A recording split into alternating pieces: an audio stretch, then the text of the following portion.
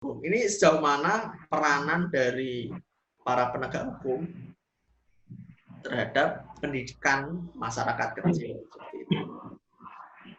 Ya, ini yang salah satu yang ingin saya bahas juga Mas Didi. Seperti itu. Jadi gini, soal edukasi hukum Mas. Kita berbicara soal edukasi hukum. Edukasi hukum terkait dengan penegak hukum itu apakah dia sudah melakukan? Sebenarnya mereka sudah. Cuman segmentasinya itu mungkin tidak terlalu luas dan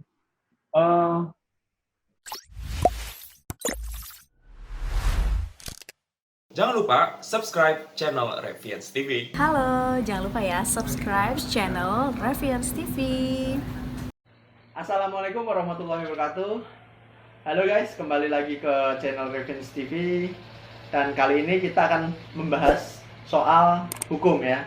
Jadi program Revians TV kali ini adalah Cakap Hukum. Dan Cakap Hukum pada episode pertama kali ini kita akan membahas soal perlukah kebutuhan hukum bagi masyarakat miskin. Nah, saya nggak sendirian nih guys, saya ditemani oleh advokat muda, beliau juga seorang atau founder Sekolah Hukum Indonesia, yaitu Adi Putra Cesario. Kita sapa ya guys ya. Halo, oke, gimana kabarnya Mas Adi? Ya, kabarnya di sini tetap masih kondusif, Mas Budi, walaupun masa-masa pandemi COVID-19 ini, cuman kita tetap harus bergerak penyesuaian, Mas Budi. Cuman agenda persidangan tetap berlanjut, Mas Budi. Oke, ini Mas, Ya. kita tahu ya bahwa track record dari Sekolah Hukum Indonesia itu adalah memberikan edukasi kepada masyarakat kecil ya, terkait kebutuhan berhukum lah istilahnya, kebutuhan berhukum bagi masyarakat kecil yang kemudian tersandung hukum dan tidak ada istilahnya wadah untuk gimana sih saya harus gimana kok saya kena kayak gini kok rumit banget sih ya. Karena ada beberapa kasus yang memang di Indonesia ini cukup unik ya. Tapi sebelumnya saya mau tahu ini, uliklah sebentar lah, cerita sebentar soal Sekolah Hukum Indonesia itu seperti apa. Silakan Mas Adi. Oke, terima kasih Mas Budi. Sebelumnya saya mau mengucapkan terima kasih dulu nih ke tim Revians TV yang sudah bersedia mengundang saya sebagai pemateri. Tapi bahasa pemateri sepertinya terlalu sangar gitu ya. Mungkin kita lebih menyederhanakan saja. Mungkin kita tidak diskusi saja seperti itu Mas Budi. Mungkin sebelum saya masuk ke Sekolah Hukum Indonesia, izinkan saya untuk memperkenalkan diri dulu Mas Budi. Tadi sudah diperkenalkan singkat. Mungkin saya lebih afdol ya untuk para pemirsa Revians TV, mungkin biar sedikit kenal saya. Perkenalkan, ini nama saya Adi Putra Cesario. Saya seorang lawyer di Jawa Tengah. Dan saya alhamdulillah mempunyai 2 kantor Mas Budi di Jawa Tengah, tepatnya di kota Purworejo dan 1 kantor lagi di Yogyakarta. Dan alhamdulillah saya sudah 3 tahun Mas Budi menjadi berprofesi sebagai advokat atau pengacara atau lawyer. Dan alhamdulillah ada beberapa perkara yang menurut saya itu unik, kemudian ada juga beberapa perkara yang sangat mengiris hati. Tapi itu tidak perlu kita bahas di sini Mas, karena temanya kita juga sudah beda ya. Kita temanya sekarang sedang membicarakan tentang apa sih pentingnya edukasi hukum. Dan alhamdulillah atas izin Allah Mas Budi, saya dan tim saya dan rekan-rekan saya alhamdulillah sudah 1 tahun ini membuat semacam organisasi mungkin ya. Kalau lembaga itu karena kita belum badan hukum juga, tapi kita sebatas perkumpulan diskusi, kemudian kita namakan itu sebagai Sekolah Hukum Indonesia. Sebenarnya kalau kita flashback 1 tahun ke belakang, itu agak sedikit menyayat hati Mas Budi, karena histori ketika Sekolah Hukum Indonesia itu didirikan itu berdasarkan dengan kasus-kasus yang kita terima, perkara-perkara yang kita terima. Kebetulan saya sendiri juga bergabung di sebuah organisasi bantuan hukum atau LBH ya. Itu di Purworejo, namanya Lembaga Bantuan Hukum Adil Indonesia. Alhamdulillah LBH itu terakreditasi Kementerian Hukum dan HAM dan bisa memberikan bantuan hukum secara cuma-cuma kepada masyarakat yang tidak mampu atau masyarakat miskin. Dan dari situ kita juga sering ini mendapatkan perkara yang itu penunjukan dari pengadilan negeri. Dan tepatnya pada awal atau bulan Januari 2019 ya. Ya, awal Januari 2019 saya sedikit tertampar nih Mas sebagai profesi advokat. Jadi Januari itu saya mendapatkan penunjukan perkara itu pidana. Mungkin kalau pidana itu biasa ya, cuman ada embel-embelnya anak. Jadi saya mendapatkan penunjukan untuk mendampingi perkara pidana anak. Oke, di bulan pertama saya mendapatkan penunjukan dari Pengadilan Negeri Purworejo. Saya melaksanakan sidang secara biasa ya, tidak ada berpikiran aneh ya, batas pidana anak, kemudian saya dampingi, kemudian perkara selesai. Dan kemudian beberapa minggu setelah itu ada yang sedikit tadi yang saya bilang menampar ya, karena di bulan itu saya mendapatkan penunjukan perkara pidana anak itu lebih dari 4 perkara. Dan itu menurut saya sendiri tersadar Mas Budi, ada yang salah dari sistem edukasi di Indonesia. Anak-anak yang seharusnya dia mendapatkan perkembangan di masanya, dia harus bermain, dia harus belajar sesuai dengan usianya, kemudian dia mendapatkan lingkungan yang layak sesuai dengan apa yang dia butuhkan, tapi pada umur yang sangat dini dia harus berhadapan dengan hukum. Dan hukum pidana anak itu yang dihadapi. Dan itulah yang menggerakkan hati saya, Mas Didi dan tim, untuk memikirkan, ini pasti ada yang salah. Kita harus melakukan sebuah pergerakan yang itu harus dilaksanakan secara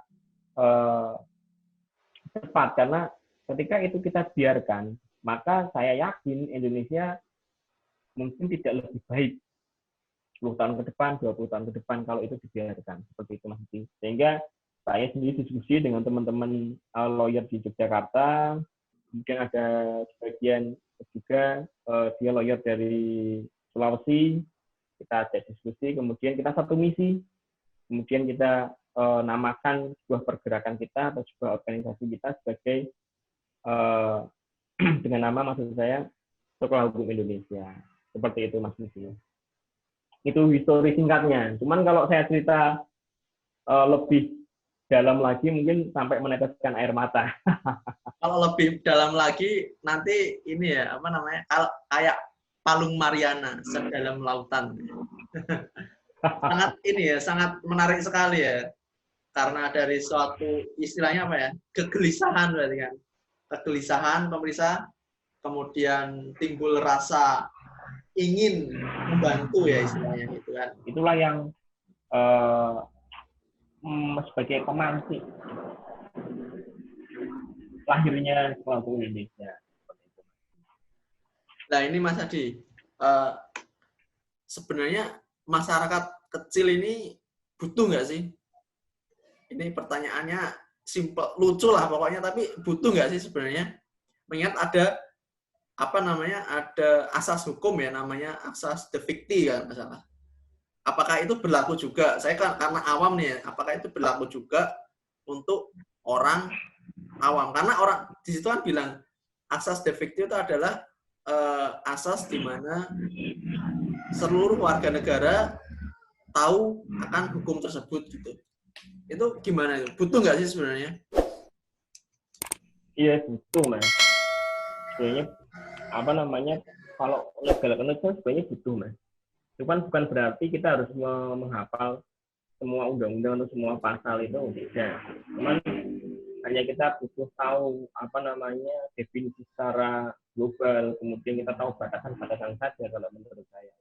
Sebenarnya sih simpel mas kalau kita memahami hukum. Dan kita sendiri pun sebenarnya sudah mengetahui batasan itu.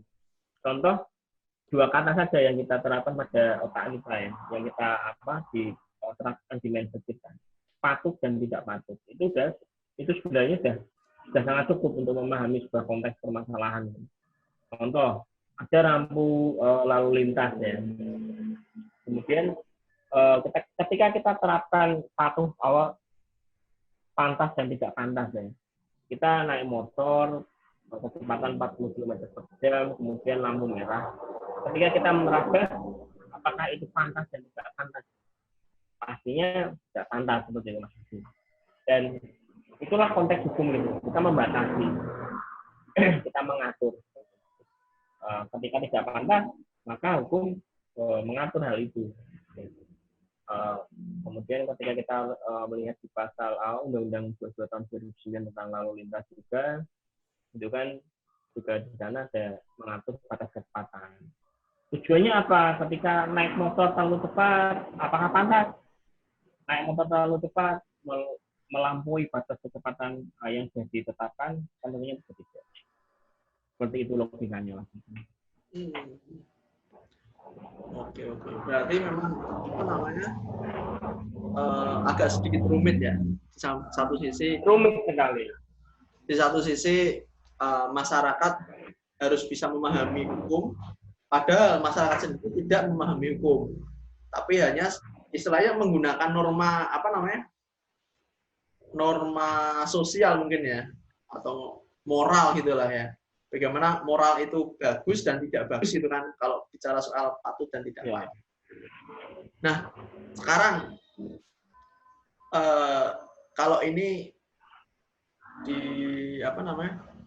dalam ranah penegak hukum, sejauh mana sih peranan dari penegak hukum terhadap edukasi atau biar masyarakat ini melek hukum? Karena di samping satu sisi itu ada asas de facto bahwa masyarakat harus tahu hukum walaupun dia tidak belajar kan.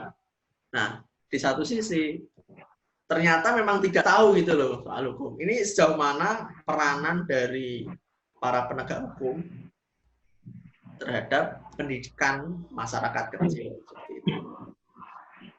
Ya. Ini yang salah satu yang ingin saya bahas juga Mas DJ. Seperti itu. Jadi gini, soal edukasi hukum, Mas. Kita berbicara soal edukasi hukum. Edukasi hukum terkait dengan penegak hukum itu apakah dia sudah melakukan? Sepertinya mereka sudah. Cuma segmentasinya itu mungkin tidak terlalu luas dan mungkin saya bisa artikan tidak kontinuitasnya itu mungkin tidak terlalu kontinuitasnya. Karena seperti ini, sekolah hukum Indonesia itu berdiri seperti ini. Tadi saya ceritakan tentang latar belakang terbentuknya sekolah Indonesia. Saya dapat perkara penunjukan pidana anak yang lumayan banyak di awal tahun 2019. Kemudian dari itu saya melakukan diskusi kepada rekan-rekan terbentuknya sekolah Indonesia. Dan selain itu, Mas, ada salah satu yang melatar belakangi terbentuknya SHI ini atau Sekolah Indonesia. Ini edukasi hukum itu didapatkan oleh orang-orang yang dia mungkin kaumnya kaum cendekiawan. Dia yang mengambil sekolah lanjutan setelah SMA, kemudian dia kuliah ambil jurusan hukum, ataupun dia kuliah mengambil jurusan yang lain. Dan programnya berputar di situ, Mas. Orang-orang yang mendapatkan edukasi hukum adalah orang-orang yang dia menempuh pendidikan studi lanjutan setelah SMA. Tapi saya tidak mengatakan kalau misal edukasi itu tidak didapatkan di SMA ya. Cuman lebih mendalamnya itu ketika mereka mengambil di sekolah lanjutan setelah SMA. Nah, ketika kita membagi ya masyarakat itu kan ada dua kan, medium ke atas dan medium ke bawah. Mungkin kita bisa bagi ya medium ke atas dia orang-orang yang dia mempunyai uang, kemudian dia bisa kuliah, kemudian medium ke bawah dia yang tidak memiliki dana, setelah selesai SMA dia bekerja dan lain sebagainya. Dan dua golongan masyarakat ini yang menurut saya harus diperhatikan. Kenapa? Karena ketika golongan menengah ke atas dia bisa mendapatkan akses yang lebih mudah tentang apa, dengan informasi, edukasi seputar hukum itu sendiri. Dan bagaimana pertanyaannya ketika masyarakat di medium ke bawah seperti itu kan, kayak tukang beca, kemudian anak yang putus sekolah, kemudian para kuli bangunan, kemudian orang-orang yang mungkin masih bisa kategorikan masyarakat menengah ke bawah itu seperti apa. Dan bahkan mereka pun tidak tersentuh sekali tentang informasi dan edukasi hukum. Mungkin kalau kita tanya peraturan hukum itu apa, kemudian kita tanya yang lebih detail, mungkin mereka nggak tahu. Padahal tidak ditutup kemungkinan mereka itu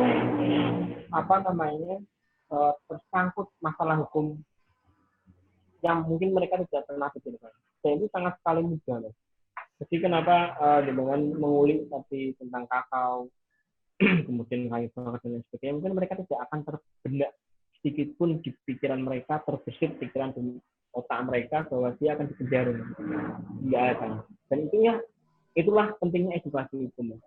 Nah, kemudian ketika kita melihat dua golongan tadi, menengah ke atas dan menengah ke bawah, yang menengah ke atas dia bisa lebih mudah mendapatkan informasi dan informasi. Kemudian kita bicara tentang seminar nasional yang diadakan atau diselenggarakan oleh kampus-kampus ya. Itu mereka hanya menyasar itu orang-orang yang seperti saya bilang itu orang-orang kuliahan juga, kemudian ya orang bangsa yang seperti itu. Tapi apakah ada yang hadir itu orang-orang di menengah ke bawah?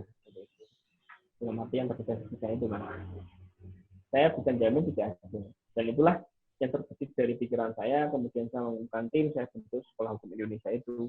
Kita continue Mas, kita 2019 kita 1 tahun, kita terjun ke desa-desa, kita kasih edukasi hukum, kemudian kita kasih pengertian hukum.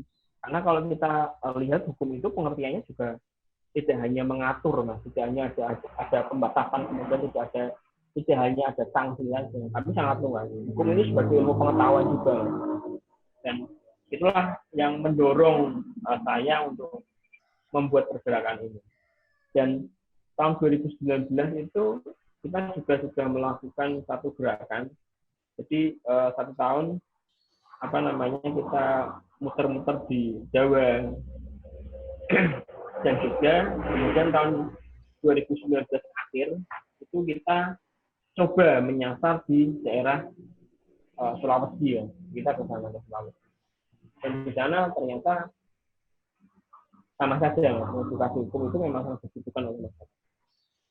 Pertanyaannya gini Mas, kan ini dari segi advokat ya, kita juga nggak akan bahas soal penegak hukum lain guys, seperti polisi, kejaksaan atau hakim sendiri. Kita akan membahas soal sejauh mana advokat ini melakukan apakah ada pergerakan selain SHI ini Mas di Indonesia? Banyak Mas. Karena kalau misalkan cuma SHI aja kan cuma 0, berapa persen ya, tapi kalau memang banyak, otomatis kita akan menuju masyarakat yang melek hukum mungkin tahun 2021 mendatang, atau bisa lebih singkat seperti itu. Gimana Mas penjelasannya Mas? Banyak Mas. Bahkan yang dia NGO non government organization itu juga banyak Mas, di Indonesia itu yang semacam SHI, mungkin malah lebih bagus dari SHI. Cuman itu masih kurang karena kalau kita bandingkan luas wilayah Indonesia dari Sabang sampai Merauke itu sangat luas sekali. Dan tentunya harus lebih banyak lagi lembaga-lembaga semacam itu untuk memberikan edukasi kepada masyarakat. seperti itu. Dan ketika kita mengadakan edukasi ini kepada masyarakat, kita pun juga tidak berdiri sendiri sebenarnya. Kita bekerja sama juga dengan berbagai pihak, kita kolaborasi juga dengan berbagai pihak, contohnya dengan dengan kepolisian, kemudian dengan dengan dinas dan kementerian terkait. Kita juga seperti itu, kita bekerja sama juga. Dan kebanyakan dari mereka itu senang ketika kita ajak kolaborasi, kita ajak bersama. Karena apa? Ada salah satu pengakuan dari mereka seperti itu. Saya sangat senang, Mas Adi, Sekolah Hukum Indonesia bekerjasama dengan kami. Karena kita sebenarnya juga ada agenda seperti ini, edukasi seperti ini kita ada. Cuman kita keterbatasan di sumber daya manusianya. Dan kami sangat senang ketika ada lembaga atau organisasi seperti SHI ini bersama dengan kami. Itu sangat membantu sekali untuk menyelenggarakan atau menyelesaikan program kerja kami seperti itu. Dan itu saya artikan bahwa sebenarnya Indonesia sudah ada pergerakannya untuk mewujudkan masyarakat yang melek hukum. Cuman ketika kita bandingkan tadi yang saya bicarakan dari Sabang sampai Merauke itu belum cukup. Dan makanya saya pelopori itu Sekolah Hukum Indonesia. Dan sebenarnya NGO selain yang seperti SHI itu juga banyak. Kemudian yang dia sangat aktif sekali dari SHI itu sangat banyak sekali. Seperti itu Mas. Berarti memang tidak hanya ini ya, tidak hanya SHI aja, tapi ada lembaga-lembaga NGO lain. Bergerak. Betul. Tidak hanya SHI, tapi ada NGO lain yang bergerak di bidang edukasi hukum. Nah, pertanyaan selanjutnya itu kan siapa yang bayar nih, Mas? Saya juga sebenarnya tahu istilahnya. Saya pernah ikut LSM juga. Cuma di situ tidak jelas juga pendanaannya dari mana. Tapi kegiatan ada, uang juga ada. Nah, ini pendananya dari apa SHI ini? Atau ada yang menyokong atau seperti apa, Mas? Iya. Kalau kita berpikiran kaku, Mas, mungkin kegiatan edukasi itu atau sosialisasi atau memberikan informasi kepada masyarakat itu mungkin tidak akan terlaksana kalau kita kaku. Contoh kakunya seperti ini. Wah, kita ketika melakukan agenda tersebut kita harus punya dana. Kemudian ketika kita tidak punya dana, kita harus cari sponsor dulu. Ketika kita mau membuat kegiatan seperti itu, kita harus cari sponsor, kemudian kita harus cari donatur, kemudian kita harus cari penyokong dana yang itu untuk mobilitas dari kegiatan itu. Itu kalau kita berpikiran kamu seperti itu. Dan saya yakin ketika kita berpikiran seperti itu, saya bisa jamin mungkin 70% tidak akan terlaksana. Kalau mereka tidak mempunyai komitmen yang sangat kuat pada pergerakannya. Nah, dari situ saya sadari, Mas, bahwa hal itu berat, terutama dalam dana. Ya. Maka dari itu saya berusaha berpikir make a simple. Sosialisasi atau edukasi hukum itu tidak muluk-muluk harus di sebuah aula yang besar, kemudian di satu ruangan yang sangat besar, kemudian kita harus menyewa sound system, kita harus menyewa proyektor kalau kita nggak punya proyektor. Tidak serumit itu. Cukup kita membuat materi, apa sih hukum yang sering dijumpai oleh masyarakat, kita buat itu, Mas, materinya. Kemudian kita cetak saja. Tapi kita tidak punya proyektor, ya kita nggak usah pakai proyektor. Kita tidak punya dana untuk menyewa sebuah aula, kita nggak usah sewa aula. Kita langsung datang aja ke rumah warga, kita kumpulkan warga lewat lewat lembaga desa. Di desa itu kita minta untuk berkumpul berapa kepala keluarga, berapa kakak, kita kumpulkan dalam satu ruangan, kita beredukasi, kita nggak punya proyektor, nggak masalah, kita pakai print out, kita sebarkan. Ketika ada yang dia tidak bisa bicara, tidak bisa membaca, ya kita bacakan, kita tuntun satu persatu untuk memahami sebuah konteks hukum itu. Dan kita juga membahasakan hukum itu sebuah hal yang sederhana, tidak serumit itu. Karena kalau kita bahas tentang teori juga terlalu pusing, mereka juga nggak paham kan. Makanya kita tantangannya adalah kita membuat bahasa yang sederhana agar mereka paham. Dan make it simple itu menurut saya mungkin cukup dipahami ya untuk orang-orang besar ya. Karena ketika kita make it simple, kita akan lebih mudah melakukan sebuah pergerakan. Keterbatasan itu bukan hambatan ya, untuk kita berhenti bergerak ya. Malahan sebagai tantangan kita. Dan Tuhan pasti bersama kita untuk melakukan hal yang baik. Dan ketika kita yakin itu, pasti akan ada datang dana dari mana saja. Dan kalau sebatas ini masih dari kantong pribadi, Mas. Jadi ketika kita sempat beberapa perkara, kemudian ada saksi dari kita berikan berapa persen untuk pelaksanaan itu. Seperti itu, Mas. Wah, luar biasa sekali. Ternyata memang beliau ini tidak bisa dipungkiri lagi lah, merupakan advokat muda yang mendedikasikan dirinya untuk masyarakat kecil ya, terutama lebih konsen ke edukasi masyarakat kecil untuk melek hukum. Nah, ini Mas, yang ini mungkin pertanyaan terakhir ya, sambil ngatur aja. Faktor penghambat dan pendukungnya itu apa? Karena kita kan akan sadari ya, pasti kalau ada orang yang memberikan materi, ada 1-2 orang yang kemudian tidak mendengarkan. Nah, ini gimana nih? Dari segi orangnya sendiri, dari masyarakat yang kita berikan edukasi, dan dari segi mungkin geografisnya, atau karena daerah masyarakat kecil kan tidak hanya di perkotaan, tapi juga di pedesaan yang jauh dari hiruk pikuk kota, yang menuju ke sana pun nggak ada akses gitu loh. Itu gimana Mas? Karena saya dengar ya kemarin Mas kan pernah ke Sulawesi, ke pulau-pulau beberapa pulau untuk melakukan edukasi hukum. Itu gimana Mas? Ceritakan faktor penghambat dan pendukungnya. Iya.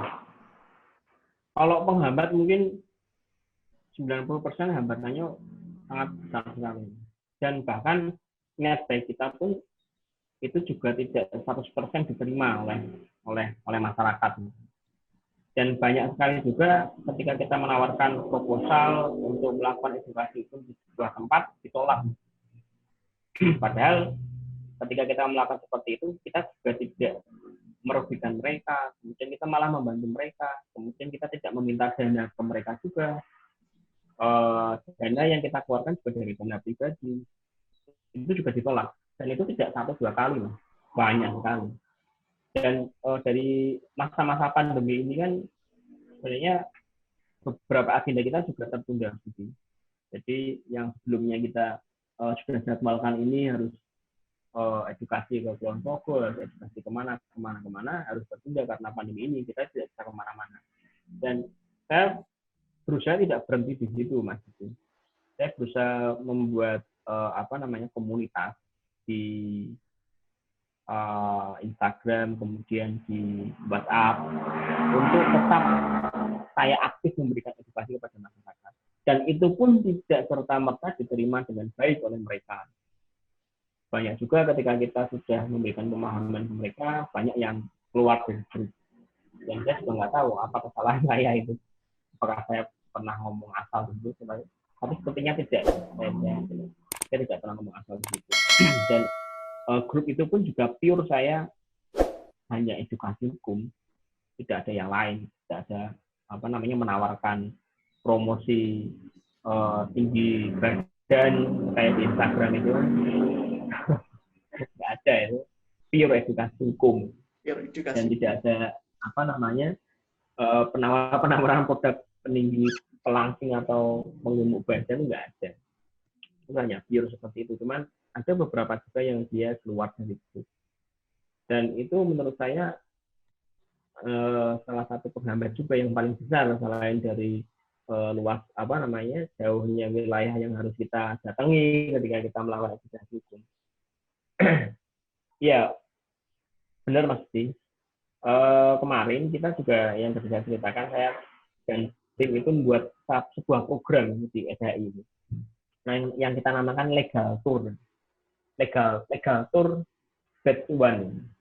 Dan itu adalah salah satu tour ya. Tour kita memberikan edukasi secara mobile ya, pindah satu tempat ke satu tempat yang lain. Nah, itu di Makassar, kemudian di Bau-Bau, Buton Tengah sama Wakatobi. Itu kita ada beberapa hari ya, sampai 2 mingguan lebih kayaknya. Itu kita juga pure gitu, edukasi hukum. Kita nggak ada penawaran yang pening dan pemberat badan, nggak ada. Dan itu pun kita juga jauh-jauh dari Jakarta, jauh-jauh dari Jawa Tengah, kita ke sana naik kapal juga Mas, itu wah, istimewa itu. Luas wilayah Indonesia itu kalau kita keliling itu sangat kenyang sekali ya. Dan di situ juga banyak hambatan sekali. Kita tidak serta-merta diterima oleh masyarakat di sana. Kita juga ada penolakan ketika kita masukkan proposal di sana. Di Jawa kita komunikasi via telepon oke aja sampai sana, ternyata tolak, kita cancel saja di satu tempat yang mungkin saya tidak bisa sebutkan tempatnya di mana, di satu tempat yang sudah kita fix, kita siap memberikan edukasi hukum, kita berangkat satu tim di sana, ternyata ditolak. Padahal sebelumnya kita via telepon oke aja, dan itu lumayan sering kita mendapatkan hal semacam ini. Ini menurut saya ini saya agak tersendat-sendat, soalnya puasa. Slow. Jadi tema kali ini cukup unik ya. Kebutuhan melek hukum untuk masyarakat ini butuh nggak sebenarnya, ya kan? Jadi setelah dari saya mau tanya nih, kenapa kok waktu proposal itu diajukan kok ditolak? Padahal ini istilahnya untuk kepentingan mereka juga, gitu loh. Ini kenapa, ada sebabnya? Ya, jadi kan izinnya sebelum kita masuk di sebuah tempat, kita otomatis harus perlu dulu kan. Kita izin dulu. Izinnya juga dengan berbagai macam cara ya. Dengan kita langsung datang ke tempat itu, kita komunikasi dengan orangnya akan di situ. Contoh ketika kita datang ke sekolah, kita juga turun ke kepala sekolahnya, kita jelaskan kita siapa, kemudian kita datang dari mana, niat kita apa, kemudian kita sodorkan juga proposal, kemudian kita tawarkan edukasi hukum kepada masyarakat, kepada siswa-siswa di situ. Seperti itu hal yang wajar Mas, dan sudah kita lakukan. Itu mungkin juga dilakukan oleh semua NGO ya, cuman saya nggak tahu kenapa ketika kita di sana itu sudah banyak penolakan. Saya nggak butuh edukasi seperti ini. Kemudian, ada juga yang bilang ketika kita kontak via telepon, kita bikin proposal, kita kontak via telepon, malah dari mereka responnya sangat tidak baik. Lalu gimana kita jadi hukum Indonesia, kita sudah bikin proposal, dia nggak bicara apa-apa, cuma diem aja gitu. Tahu-tahu jadi matiin teleponnya. Itu juga ada beberapa seperti itu. Aneh ya. Dan kalau kita lihat penting atau tidak, sih penting sekali ya. Contoh ketika kita di bersama di Magelang itu kan sebenarnya banyak tawuran siswa ya, SMK itu banyak sekali sebenarnya itu tawuran. Dan ketika kita kerjasama dengan Polres Kabupaten Magelang itu di Kanit PPA-nya, dengan Perlindungan Anak itu di sana juga ternyata dari Kanitnya juga sudah melakukan edukasi itu, tapi nggak mempan. Mungkin kita ajak kerjasama dengan Polres Kabupaten Magelang, kemudian kita ajak kerjasama juga dengan Dinsos, dan kita juga turun ke sekolah itu. Jadi sekolah yang pionirnya dia, yang seperti otak tawuran itu. Sok gelut sana kita Iya. Istilahnya sujuran lah kalau di Cross Hero yang teman-teman kalau lihat Cross Hero sujuran lah yang Tujuan. otaknya Kalau Tauran lah ya. Iya. Nah, mungkin kita datang ke sana, Mas. Kita datang ke sana, kita lakukan edukasi hukum, dan lucunya seperti ini. Ketika kita kasih edukasi hukum, ada sekitar 60 siswa yang itu dia pelaku semua. Ketika kita kasih edukasi, sembuh, Mas. Kemudian 1 bulan kemudian kita dikasih laporan oleh KPPA-nya. Ada tawuran lagi setelah itu. Dan uniknya, itu di luar dari 60 siswa yang kita kasih edukasi. Padahal sesuai dengan list dari BK-nya itu 60 itu pelakunya semua. Kita kasih edukasi sembuh. Dan berapa minggu kemudian tawuran lagi, tapi bukan dari 60 siswa itu. Oh. Nah itu kan beranak pinak. Itu Nah, tunas ya. Kita lihat perlu apa tidaknya sangat sekali perlu, Mas. Nah, tunasnya. Dan kalau kita lihat apakah perlu itu perlu sekali, sangat perlu, Mas, di Indonesia itu. Ngeri. Dan ketika penolakan itu mungkin orang yang nolak itu saya anggap sebagai oknum ya, oknum yang dia nggak paham, nggak mau ribut dan sebagainya. Sebenarnya kalau kita lihat secara global itu perlu nggak, sangat perlu sekali. Sementara kalau kita lihat akses informasi itu kan sekarang sangat bebas.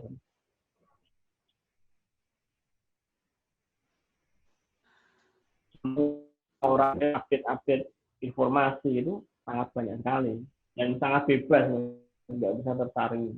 Dan itulah yang salah satu faktor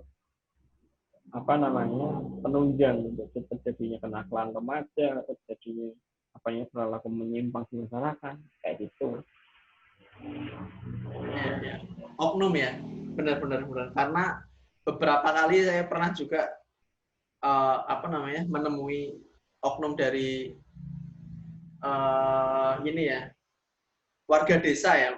Mungkin sebut saja dari pemerintahan desanya atau pemerintahan daerahnya itu memang dia membantu dalam perkara mungkin di pengadilan agama atau di pengadilan negeri seperti itu ya. Terus masuk SHI ini atau pendidikan hukum untuk masyarakat kecil ini masuk ke ranah desa tersebut. Jadi ini merasa terganggu nih, wah ini gangguan saya ya, area mereka yang berkecimpung di bidang oknum tersebut yang berkecimpung di bidang hukum itu jadi membatasi biar istilahnya mata pencahariannya mereka tidak terganggu gitu, seperti itu ya mungkin ya, Bro ya. Mungkin seperti itu. Gimana ini sangat menarik sekali nih kalau kita bahas ini nggak akan sampai selesai nih. Nah, langsung selesai. Dan sebenarnya kan adanya pandemi ini juga menghambat kita. Sebenarnya kita ada legal tour batch 2, Mas. Oh. Itu kita ke Kalimantan itu. Cuman karena ini ada kendala seperti ini, corona itu, kita terpaksa harus meng-off-kan beberapa agenda kita. Cuman kita tetap semangat. Oke lah, kalau gitu ini kita akhiri dulu aja lah Mas Adi ya. Kita dapat ambil kesimpulan ya bahwa dari segi dari cerita tadi kasus-kasus beredar, kemudian yang rata-rata mengenai rakyat kecil yang tidak punya pengetahuan soal hukum, terus kita benturkan dengan asas delikti bahwa setiap warga negara itu butuh setiap warga negara itu tahu akan hukum, padahal sebenarnya tidak tahu. Nah, terus jadi dilanjut penjelasan dari Adi bahwa sebenarnya masyarakat Indonesia ini butuh, terutama masyarakat kecil, karena yang menerima edukasi itu sebenarnya adalah masyarakat-masyarakat yang dari kalangan medium ke atas ya, atau kalangan atas gitu ya ceritanya. Jadi tema kali ini kebutuhan edukasi hukum terhadap masyarakat kecil ini butuh atau tidak? Jelas butuh. Tapi kita butuh effort, upaya yang lebih keras lagi untuk bisa mengedukasi masyarakat kecil. Seperti itu ya mungkin ya. Wah, seru banget. Gila seru banget. Kita membahas hukum dengan pakarnya, itu sangat beda banget ya. Tapi sayang sekali guys, diskusi kita akhiri. Tapi jangan khawatir, setiap minggu hari Jumat jam 9 program Cakap Hukum di channel Revins TV ini akan selalu ada ya. Jadi jangan lupa subscribe channel kita, channel Revins TV. Jangan lupa like dan share video-video ini, dan semoga program-program channel Revins TV bisa mendapatkan manfaat, bisa memberikan manfaat bagi kita semua. So, see you next video guys.